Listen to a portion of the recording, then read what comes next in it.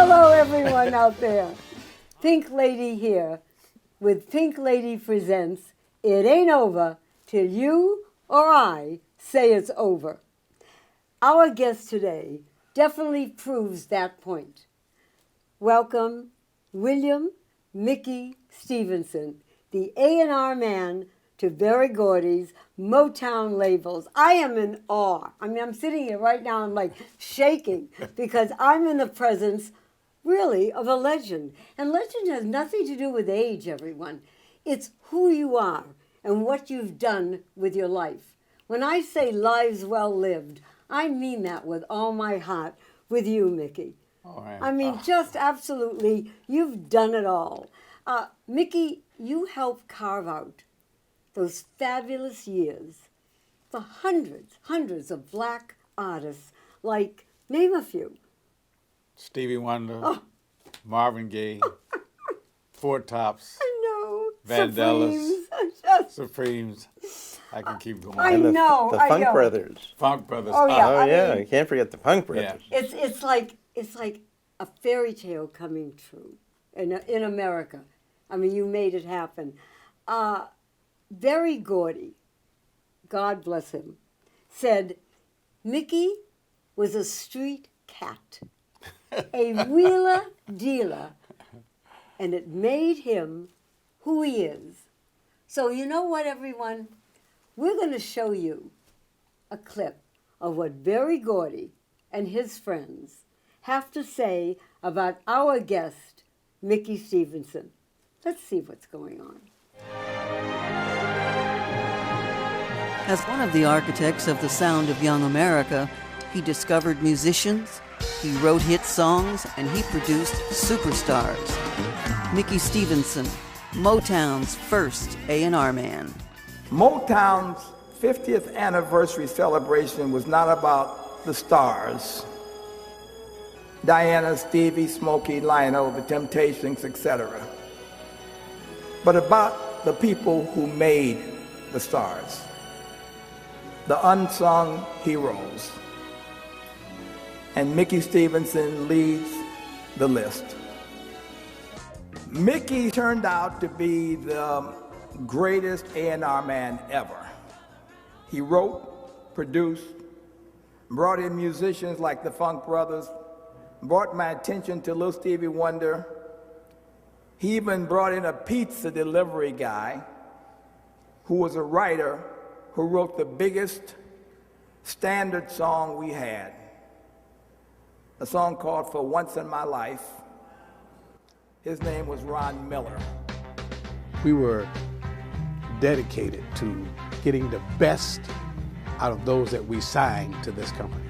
And that meant all of us. I'm talking about from the producers to the writers. We were working at our best to give them the best so they could be the best.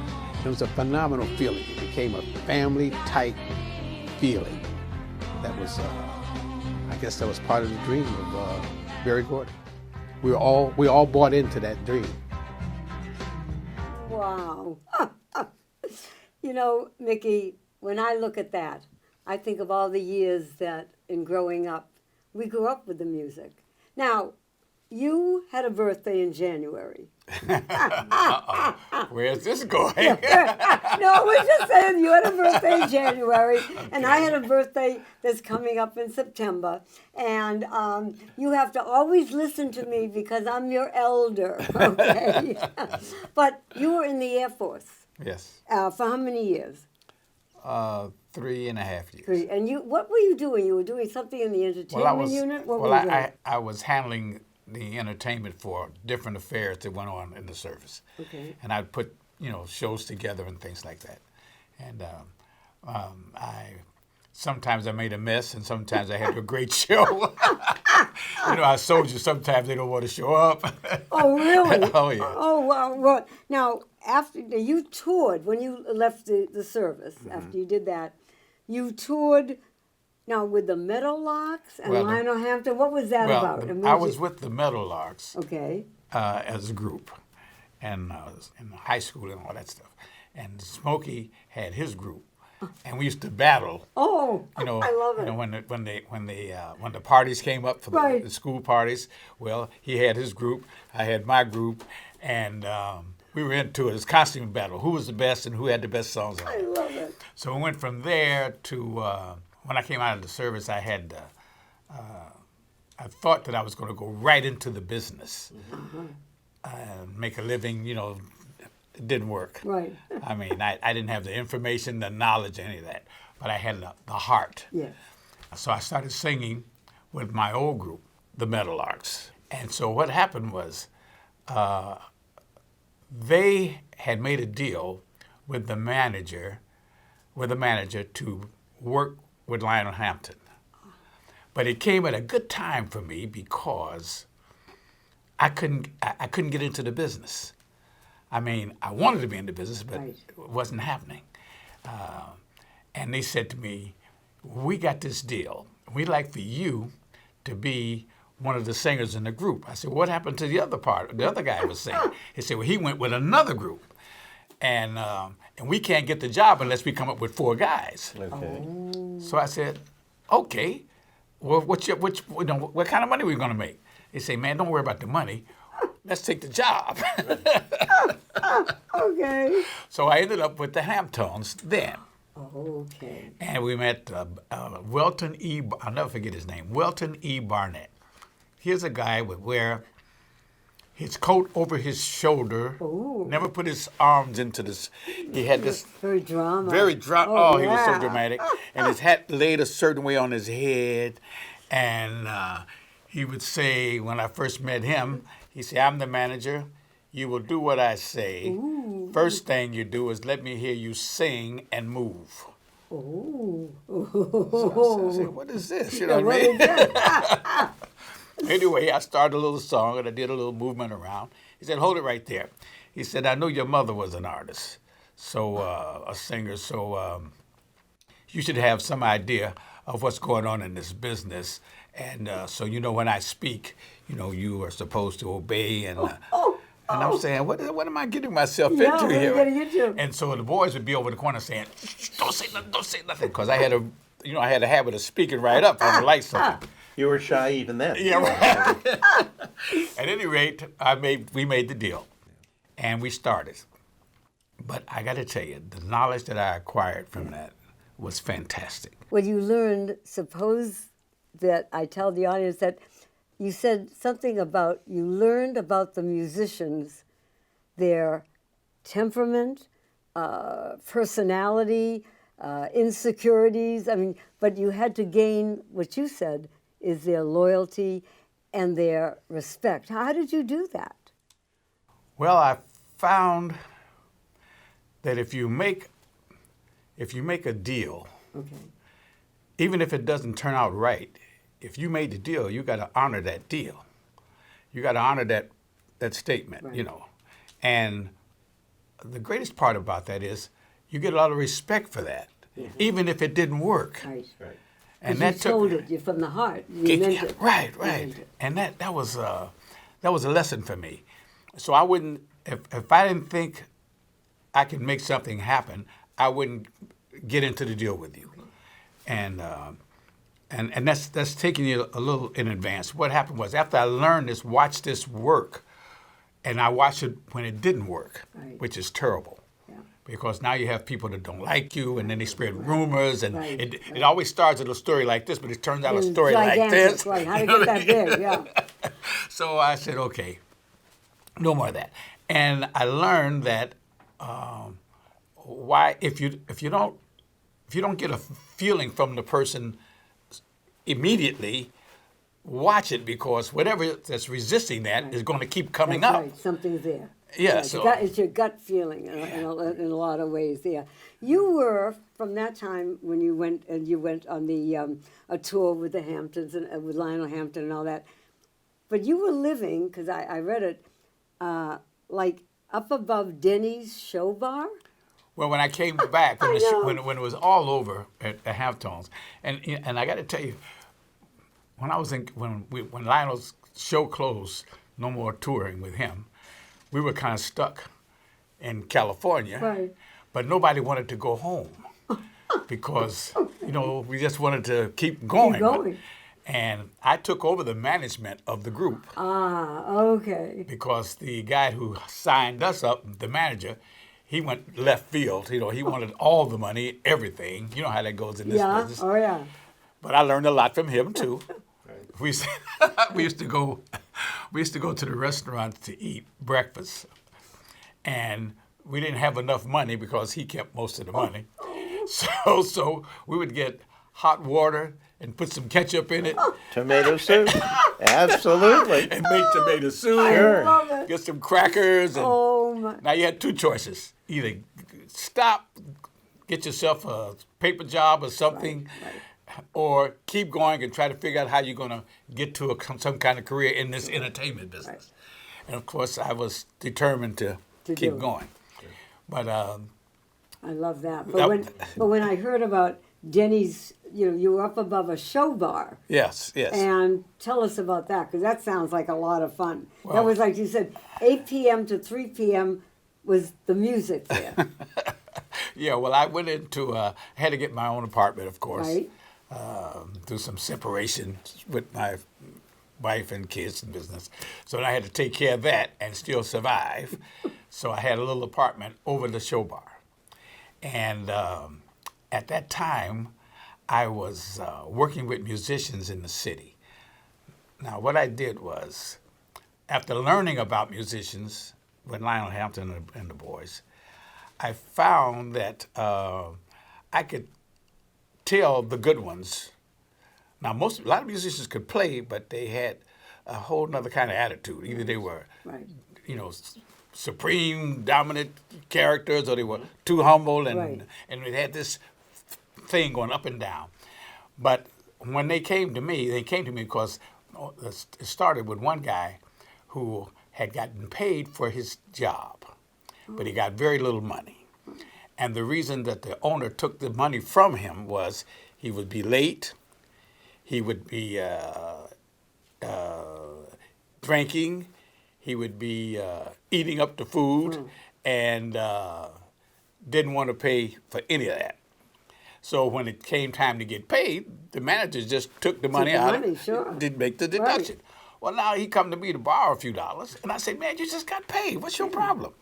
He said, well, man, I can't pay my rent, Mick, and I got this deal, and I don't know what to do. I said, okay. I said, he wouldn't tell me what the problem was. Well, no. He just told me he needed more money. So I said, okay, I'll loan you the money. But let me go talk to your boss. He said, oh, yeah? I said, because something's wrong with this picture. Yeah. I went to the club, sat down with his boss, and the boss said to me, man, this guy's ridiculous. I said, well, why did you take the money from his fee? You got him here from 8 o'clock till 2 o'clock in the morning. He got to eat. Why would you not? You got food in here. Why would you not, just give him a little something? And, and he have a drink, give him a little. He said, man, this guy don't come on time. He don't do this. He don't do that. There's a reason. There's a reason. That's right. So I said, I tell you what. Here's the deal. I will see to it that he's here on time. I will see to it that he does his job properly. You pay him. I say, now, in the meantime, you give him something to eat, since you got all this food, Right. and you make sure that he has a drink or two, some wine, don't get crazy, and if anything goes wrong with it, I'll pay for it. There you go. And the guy said, well, what do you get out of this? I said, I want you to give me 10%. There you go. He said, 10% of what I'm paying him? I said, yeah, and anybody else that I bring in here to you. He said, you got a deal. There you go. So I went back to my buddy. I said, now here's the deal. I put my name on the line here. That's right. So now you be on time, blah, blah, blah, blah, blah. If you're not, I'm going to see that you get fired. And you're going to still owe me my money. Right. Good for He you. said, what I owe you? I said, you got to give me 10%. So he said, okay. So that started. But the bottom line is, Pink Lady, everybody, he would tell other musicians who would tell other musicians. All of a sudden, I got a crew of guys come in and say, okay, man, come talk to my man. Because they making it over there. The guy's eating and they're having a good time and they're getting paid. And I said, okay. So to make a long story short, I learned and found out about the best guys in the city. So when I got with BG, with Barry, I could pick out the ones that would work with us. Correct. Even though we didn't have the funds at That's that okay. time. But they knew your reputation. But they knew my There you reputation. go. And I said, man, if it don't work, I'll pay for it. We'll be right back. At one time or another, every family is faced with mobility issues for a loved one. Call Before You Fall is here for you with all the safety and mobility solutions your family needs. Come see Alex in the Call Before You Fall showroom, or if you can't, they'll come to you in one of their fully stocked service vans. So put your mind at ease today. Call Alex at 1-800-829-1491. Remember, be on the safe side. You did before this, or during this, when did you do the satellite tour of the South? The satellite tour. It was called the Satellite Tour Southern Circuit. Southern Circuit. Well, I'm going back. Yeah, right. Ladies and gentlemen, I go back. I want to find the history of where this man started. I did that circuit with Bobby Day. Yes, and you learned a lot. Bobby said. Day and the Satellites. Yep. Little bitty pretty one, There come you on, go. talk to me. Right. Bobby Day, his manager, I can't think of his name at the moment. And he said you learned a lot because of what was happening in America with the segregation in those days. Oh, yeah, but that was before MoTown. Right. I learned with Bobby Day. Remember I told you we got stuck in California Yes. when the tour was over? Right. Okay, now we got no work and we're stuck. So we got us a little one-room apartment. It was one, it wasn't an apartment, just one room, Okay. and it had a piano in it and a bed that you pull out. The Murphy bed. Murphy, there it is. So we would, two would sleep, it was three of us now, three Hamptons. Two would sleep on the bed, one slept on the floor. And then we'd rotate. In the meantime, I'd go out and try to find some kind of gig as a group. Very difficult. But I ran into the guy who has, and his station is still on today. He has an R&B radio station, and I can't think of his name, but his station he's gone, but the station still floats. Right. When you call in and say, I want this record and that record. Yes. He had us do some background, because he was handling certain artists, some all pop artists, and he had us do background on one of his artists. And from that, Leon Rene, I think it was his name, that had Bobby Day, Right. was his manager and all that. He called us to do some background with Bobby Day. So that kind of gave us a little income. Right. Then he wanted us to go on the road. And I'm saying, on the road, we never, we was on with Island. That's a different kind of road. Right. This was like real road. This was reality at its Reality, best. yeah. So I started with Bobby Day, and we went as Bobby Day, and what was the name of his group? We had a name for that. It'll come to me. We went out as the group for Bobby Day, Right. from the record. And that was a real tour. That was, sawdust on the floor, you come in, everybody's got the wine going in the days back, and it was incredible. But when Bobby Day started the song, Little Bitty Pretty One, Rockin' Robin, audience would go crazy. Wow. The key was we didn't have a band. So when we get to the city, I'd have to find out who could play those songs. That was a good job. Okay. That was a whole other routine, Yeah. right? And it worked out great. For some reason. But I learned a lot. I learned a lot about, but the audience was right up on you. It wasn't like Yes. a great stage. No. They You were in- there. you're Right in your face. Right in your face. Yeah, right. Well, back to Denny's Bar, a show bar, the Beverly Mullins House of Styles. Benny Mullins. Now that Benny, I was saying, wait, okay, Beverly, no, Benny, I get it. Okay, so that's where you met. Very good. Yes. Tell us about that. Benny Mullins. Benny Mullins was a barber who processed hair. We all had that whole thing going with the waves. And Benny Mullins could make waves in your head that you could put a boat on. He was the best. And so all the entertainers that came into Detroit to perform, from Jackie Wilson on, they would all go to Benny Mullins to get their hair taken care of. And so I'm there having mine taken care of. Barry Gordy's having his. Now, Benny Mullen would find things for people to do because he only had 2 chairs in the shop. So he'd have to have some chess playing over here, checkers over there, phone calls over here. Everybody's doing something. And that kept you in the shop while he could keep you there to get that money, right? So Barry's in one chair, getting his hair processed. I'm in the other chair with the oil on mine, waiting to get mine processed. And so Benny would say, "Hey, Barry, this is the guy I was telling you about, Micky Stevenson. Now, this guy, man, he knows all the musicians and everything in the city, and he's a writer." And he said, now Barry, to me, he said, "Now, you know, Barry wrote that song that you love by Jackie Wilson." I said, "What?" I said, "You wrote that song, Barry?" He said, "Yeah." I said, "You producing him?" He said, "Yeah." I said, "I got a couple of songs." I love it. So he said, so that's how we got hooked up. He wouldn't take my songs, but we got really into a deep dialogue. And he said, "Man, when I come back from, I'm going in to finish up an album in Chicago. So when I come back, we got to have a talk." And I said, "Okay, man, whatever you want." Yeah. And then what happened was, now you got to go under the dryer. You know, when you get your hair done, you got to go. We landed in the dryer, and I'm dreaming because I'm saying to myself, this is it. I'm gonna be a star. I'm gonna be the next. I'm gonna be the next Jackie Wilson. We'll be right back. From infants to seniors, AdvantagePlusCaregivers.com provides quality, compassionate caregivers that you can depend on.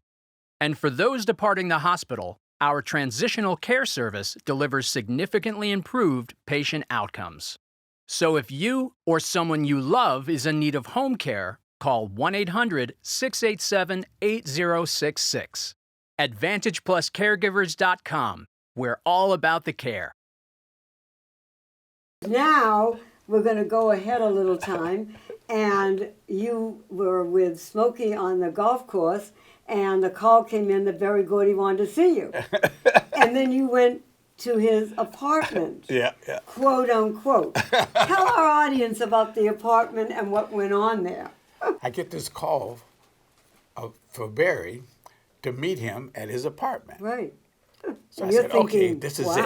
I'm going to gorgeous be apartment, a star." yeah. Plus, I'm going to be a star. I'm going to be the next Well, Jackie of Wilson. course. There you go. So I go into his apartment. Well, I go to the apartment building. Yeah. And he lived in what we called a ghetto fabulous apartment building. Now, ghetto fabulous means nothing works. You know what I mean? You push the doorbell, Yeah. nothing happens, you can't get in. it. You got to wait till somebody's coming out for you can get in. So I said, "Man, this is Barry Gordy." I'm walking down the hall to his apartment, the door, and I'm looking around. I said, "Man, this guy's got 2 great records on Jackie Wilson." So anyway, I get to the door, I'm getting ready to knock on the door. He opens the door with his shorts on, home phone in his hand. He said, "Okay, what's up? I said, he said, "Oh, Mickey, come on in." And he said, "I'll be right with you." And he's talking. I'm talking about seriously talking. And then he said, "You got your songs with you?" I said, "Yeah." He said, "Okay, let me hear a couple of them." He finally puts the phone down. I love the next I'm looking around. I don't see no piano. Curtains half messed off on the windows, messed up and everything. And I'm saying, "Is this Barry Gordy? This guy." I said, "Okay, let me do my songs Right. anyway." Oh, you yeah, know, ready for that. Yeah. I can't forget now. You got Jackie Wilson, number one. I said, all right, so I sang a couple of songs. And then, And he said, "You got any more?" I said, "Yeah." He said, "Okay, let me hear them." I said, "Oh, this is it. Now I'm going to pull out my big one now." I said, "This is the song that's going to make me a star." And I sang this to him. "If only the sky was a mirror." And I do the whole song. And Barry said, "Okay." He said, "That's a pretty good song." I said, "Now for my follow-up," he said, Hold on. Follow-up? I ain't call you to do no recording. no. He said, "Your songs are pretty good, but your voice is for shit." I love it. I said, love "What?" it. Yeah. Oh, Yeah, my Lord. I'm ready to get out of there. Oh, I love, no, but then, wait a minute, he offers you a job. Well, because I was ready to go. Right. And he said, "Where you going?" I said, "Man, I come to be an artist." Yeah, well, yeah. He said, "Oh, I come for you to be the A&R man for my new company." I said, "What is that?" He said, "A&R. You're going, you get artists and musicians and Bring them together? Put them together. We make records. We make hit records, though. In other words, I would be a hit record artist." I'd be a hit record maker. Yeah. I love it. Well, when I read that, and then, I mean, you got this fabulous offer of $5 a day. I want you to hear this. $25 a week. I mean, like, wow. And wait a minute, that's not enough. You also got a bowl of chili, all you could eat. All the chili All you you could eat. eat. That was the important thing. Without the meat in it. Without the meat. And then you took it. Yeah, I took it because first I was going to leave. I said, "This is ridiculous. I'm walking away." And I remember my mom said to me, "If you want to get into something, you got to take a step. There you go. If you don't One make a step. move, it ain't going to That's happen." right. And it's not always wonderful to start with. There you go. But it's a start. That's right. But it's a start. So I turned around and walked back to him. I said, "When do I start?" He said, "You already did." You already did. I love it. Which was my first sign to me that other than a writer, Berry Gordy, he had a gift. Yes, he did. Yes, he did. And he also said, if I remember correctly, in the first four bars, I can tell whether that song's going to make it or not. I mean, that is a gift from God, Mickey. Yes, It just yes. says, and speaking of the gifts and things like that, we're going to hear, during the course of this talking with you, some of the songs that made everybody get up and move and shake. Jimmy Ruffin's song, "What Becomes of the Broken-Hearted." Let's hear that, audience. I know you're going to know this one. Oh, Mickey, yeah.